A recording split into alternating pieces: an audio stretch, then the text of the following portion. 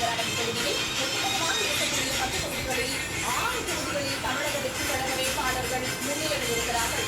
திருவானூரை பொறுத்தவரையில் தமிழக வெற்றி கழகம், சூலூரை பொறுத்தவரையிலும் தமிழக வெற்றி கழகம், தொண்டாமுத்தூரில் அதிமுக பிளாஸ்ட் அதேடி பிளாஸ்ட் மஜா இருந்துச்சு.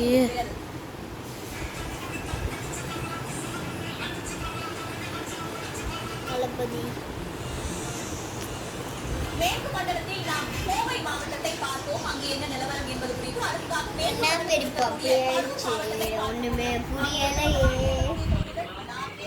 சீமானுக்கு ஒரு இது கூட வரல. விஜய் பார்த்தா என்ன நினைப்பாரு? பெரியப்பா விஜய் பார்த்தா என்ன நினைப்பாரு?